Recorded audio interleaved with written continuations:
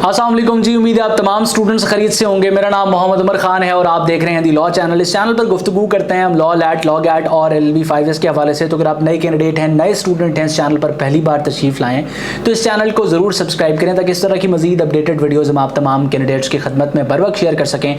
आज का ये वीडियो उस सीरीज़ का दूसरा लेक्चर है जिसमें हम मुख्तलिफ पास्ट पेपर्स को डिस्कस कर रहे हैं ताकि आप तमाम लोग लॉ एडमिशन टेस्ट को प्रिपेयर कर सकें। इन पास्ट पेपर्स की सीरीज़ में हम पाकिस्तान स्टडीज़ के सब्जेक्ट को डिस्कस कर रहे हैं और ये उस सीरीज़ का दूसरा लेक्चर है। स्क्रीन पर ये तमाम डिटेल्स आप देख सकते हैं। ये लेक्चर नंबर 2 है जिसमें हम अगेन 30 क्वेश्चंस डिस्कस करेंगे। हम हर जो है वो लेक्चर के अंदर 30 इंपॉर्टेंट क्वेश्चंस को डिस्कस करते हैं और साथ में इंपॉर्टेंट चीज़ें उस सब्जेक्ट के हवाले से आपको बताता रहता हूँ। अगर आपने प्रीवियस वीडियो नहीं देखी तो आप इस प्लेलिस्ट को ओपन करके इस प्रीवियस वीडियो को भी देख सकते हैं। अपार्ट फ्रॉम दैट, अगर आपके जहन में कोई भी सवाल होता है, कोई चीज़ आपको कन्फ्यूज़ करती है या आप हमारे व्हाट्सएप ग्रुप का हिस्सा बनना चाहते हैं तो इस नंबर पर आप कोऑर्डिनेट कर सकते हैं। इसके साथ साथ आप हमारा ऑनलाइन लैट प्रिपरेटरी सेशन भी ज्वाइन कर सकते हैं जिसमें हम आपको प्रिपेयर करवाएंगे। मजीद इन्फॉर्मेशन और डिटेल्स के लिए आप इस नंबर को यूज़ कर सकते हैं। तो बगैर वक्त ज़ाया किए हम अपने लेक्चर की तरफ चलते हैं और आपके सामने इस वक्त जो है वो पहला क्वेश्चन आपकी स्क्रीन पर आपको नजर आ रहा है। So who was the first president of all India Muslim league? So who was the first president of all India Muslim league? इसका दुरुस्त जवाब है सर आगा खान। इसके अलावा ऑल इंडिया मुस्लिम लीग कब एस्टैब्लिश हुई थी और कायदे आज़म ने इसको कब ज्वाइन किया था? ये दो इससे रेलेवेंट इंपॉर्टेंट क्वेश्चन है, इसको आपने सर्च कर लेना है। देन आपके सामने दूसरा क्वेश्चन आता है कि who was the viceroy of India at the time of partition of Bengal? So partition of Bengal के वक्त जो है वो लॉर्ड कर्जन जो है वो वाइसरॉय थे इंडिया के। एक और चीज़ आपने जहन में रखनी है कि जो पार्टीशन ऑफ बंगाल की बात की जा रही है ना, ये पार्टीशन ऑफ बंगाल वो बंगाल की पार्टीशन नहीं है जो 1971 में हुई थी। वो एक और चीज़ है, वो एक और इवेंट है, उसको हम फॉल ऑफ ढाका कहते हैं। लेकिन ये जो पार्टीशन ऑफ बंगाल है ये 1905 में हुई थी। बंगाल एक सूबा था बरसगीर पाको हिंद का जिसको एडमिनिस्टर करना बड़ा मुश्किल था क्योंकि उसका जो एरिया था वो बहुत ज़्यादा था। तो इस वजह से उसको तकसीम किया गया था दो हिस्सों में, ईस्ट और वेस्ट बंगाल में। तो उसकी पार्टीशन 1905 में हुई थी। उसकी पार्टीशन की वजह से मुसलमान अक्सरियत में आ गए थे एक हिस्से में। तो ये चीज़ जो है वो इंडियन नेशनल कांग्रेस को काफ़ी ज़्यादा तकलीफ दे रही थी। इस वजह से जो है वो इसकी एनॉलमेंट कर दी गई थी, यानी कि इस पार्टीशन को ख़त्म कर दिया गया था। वो तमाम चीज़ें हम आगे देखेंगे। इस MCQs का थोड़ा सा बैकग्राउंड मैंने आपको बता दिया ताकि आप अंडरस्टैंडिंग डेवलप कर सकें। उसके बाद in which of the following city the Indian Muslim League was found? So Indian Muslim League जो है वो ढाका में बनी थी, ढाका में एस्टैब्लिश हुई थी। ठीक है, ईयर को आपने सर्च करना है। सिटी ऑफ एस्टैब्लिशमेंट हमने देख लिया है। Then which pass connect Pakistan with Afghanistan? अब वो तमाम स्टूडेंट्स जिन्होंने प्रीवियस लेक्चर देखा है और प्रीवियस लेक्चर के अकॉर्डिंग मेरे असाइंड टास्क जो आप लोगों के लिए थे अगर आपने वो किए हैं तो उस अकॉर्डिंग ये क्वेश्चन को आंसर करना आपके लिए बहुत आसान है। खैबर पास इसका दुरुस्त जवाब है। Then who was the second prime minister of Pakistan? So second prime minister of Pakistan Khawaja Nazimuddin, ये सेकंड गवर्नर जनरल भी थे। ठीक है, सेकंड गवर्नर जनरल। अब गवर्नर जनरल की पोस्ट 1956 तक रही। 1947 से लेके 1956 तक पाकिस्तान की तारीख में 4 गवर्नर जनरल्स आए। पहले गवर्नर जनरल का नाम कायद आज़म मोहम्मद अली जिन्ना, ठीक है। उसके बाद दूसरे गवर्नर जनरल जो थे वो ख्वाजा नाज़िमुद्दीन थे। तीसरे और चौथे गवर्नर जनरल कौन थे ये आपने मुझे कमेंट सेक्शन में सर्च करके बताना है, ये आपकी एक असाइनमेंट है।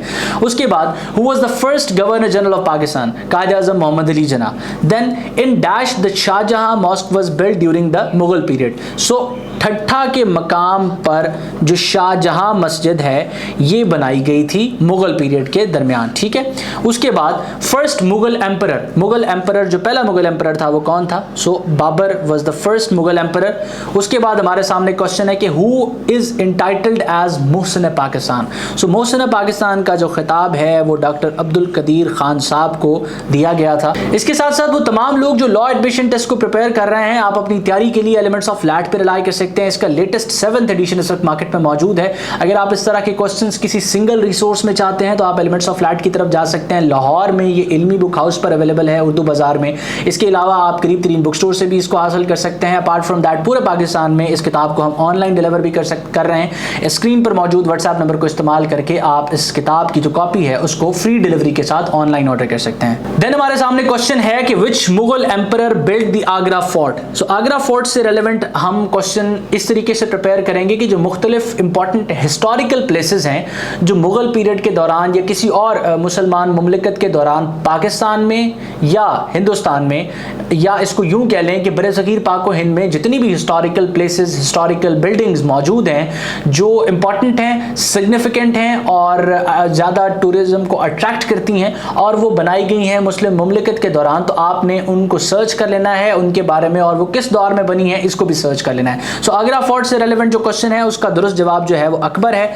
देन आपकी स्क्रीन पर जो क्वेश्चन है कि fort Munro the hilly area of Koh Suleman mountain. अब ये क्वेश्चन भी बन सकता है कि फोर्ट मनरू जो है वो कौन सी माउंटेन रेंज में प्रेजेंट है, तो कोहे सुलेमान माउंटेन में जो प्रेजेंट है वो कौन सा जो शहर है उसमें वाक़ है, तो इसका दुरुस्त जवाब जो है वो डेरा गाजी खान है। डीजी खान के शहर के करीब जो है वो फोर्ट मनरू वाक़ है। इसके बाद आप क्वेश्चन देख रहे हैं कि what document was firstly drafted to pace the constitution making process. So हमारा आइन आने से पहले 1956 का आइन आने से पहले जो एक डॉक्यूमेंट आया था जिसकी बेसिस पे हमने अपने कॉन्स्टिट्यूशन को ड्राफ्ट किया था, जिसकी बेसिस पे हमें अपनी कॉन्स्टिट्यूशन की फाउंडेशन क्लियर हुई थी, वो ऑब्जेक्टिव रेजोल्यूशन था। ठीक है, ऑब्जेक्टिव रेजोल्यूशन किसने दिया था, कब दिया था, कब पास हुआ था, इसके बारे में आपने सर्च करके कमेंट सेक्शन में मुझे जरूर बताना है।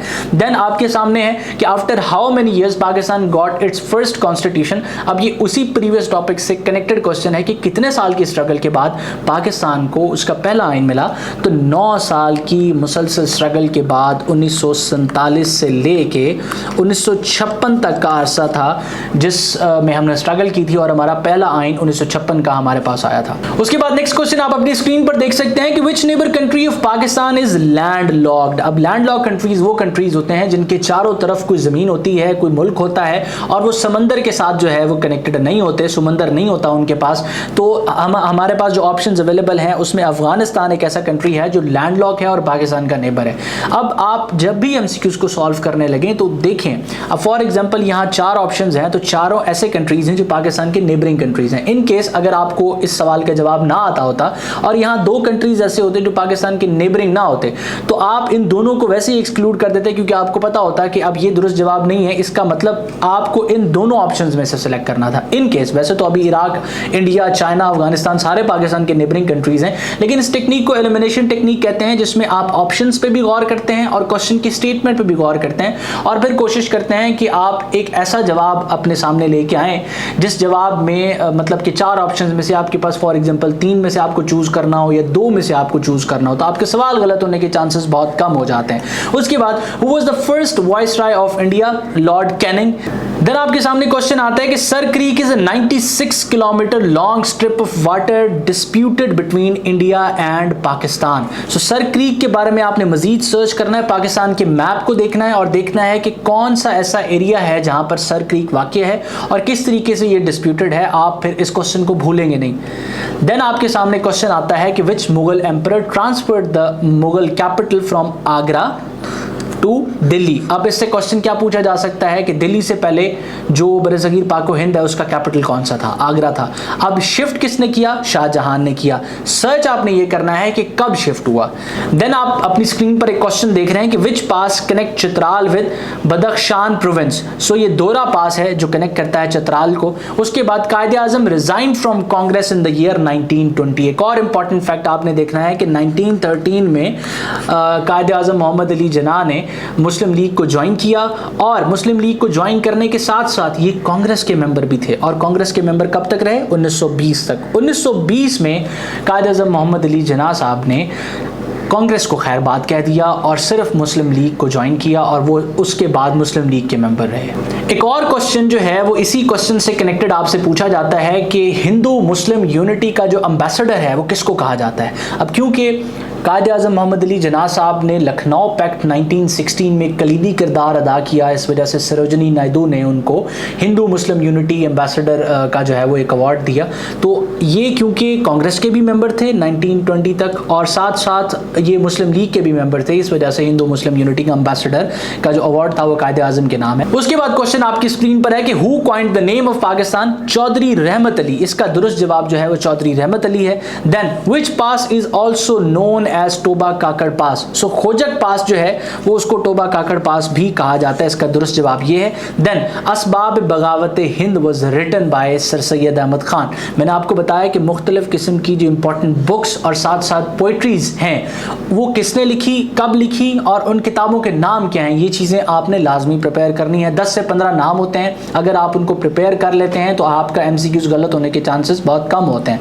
Then India is on which side of Pakistan. अब ये ज्योग्राफी से रेलेवेंट क्वेश्चन है। अगर फॉर एग्जांपल पाकिस्तान की ज्योग्राफिक लोकेशन ए है तो आपने देखना है कि ईस्ट में कौन है, वेस्ट में कौन है और चारों तरफ से कौन कौन से कंट्रीज पाकिस्तान को सराउंड कर रहे हैं। तो इससे आपके जो अगर फॉर एग्जांपल क्वेश्चन पूछ लिया जाता है तो आप उसको आंसर कर सकेंगे। ठीक है, तो यहां पर जो दुरुस्त जवाब है वो ईस्टर्न साइड है कि इंडिया जो है वो पाकिस्तान की ईस्टर्न साइड पर है। उसके बाद when did Quaid Azam join All India Muslim League. मैंने आपको बताया कि 1913 इसका दुरुस्त जवाब है। इन विच ईयर डिड मोहतरमा फातिमा जना कंटेस्ट प्रेसिडेंशियल इलेक्शन। 1965 में इन्होंने प्रेसिडेंशियल इलेक्शन को कंटेस्ट किया, किसके अगेंस्ट किया ये भी आप सर्च करेंगे। देन सिंध-तास मुआहिदा, Sindh Tas agreement took place during the rule of Ayub Khan. Indus water treaty 1960। Then Quaid Azam presented his 14 points in 1929। उसके बाद आपके सामने क्वेश्चन है the war of independence was started in 1857। Then आपके सामने क्वेश्चन है कि Masjid Jahanuma commonly known as the Jamia Masjid of Delhi, ये बहुत मशहूर जो है वो मस्जिद है, ये किसने बनाई थी? Build by Shahjahan. अब ये उसी टॉपिक से कनेक्टेड क्वेश्चन है जिस टॉपिक से रिलेवेंट मैंने आपको बताया कि आप एक लिस्ट प्रिपेयर कर लें। तो ये हमारा लेक्चर था। मैं उम्मीद करता हूँ ये आपके लिए हेल्पफुल रहा। इस तरह की मजीद वीडियोस देखने के लिए दी लॉ चैनल का हिस्सा बने और साथ साथ अगर आप लैट प्रिपेयर कर रहे हैं और तैयारी के हवाले से कंफ्यूज्ड हैं तो सिंपली आप इस नंबर पर कोऑर्डिनेट करके हमारे काउंसलर के साथ इन टच आएँ, उस कम्युनिटी का हिस्सा बने जिस कम्युनिटी में मुख्तलिफ लोग ऐड होकर अपने लॉ एडमिशन टेस्ट को प्रिपेयर कर रहे हैं। अपना बहुत सारा ख्याल रखें। तो मुझे और मेरी टीम को जरूर याद रखें। अल्लाह हाफिज़।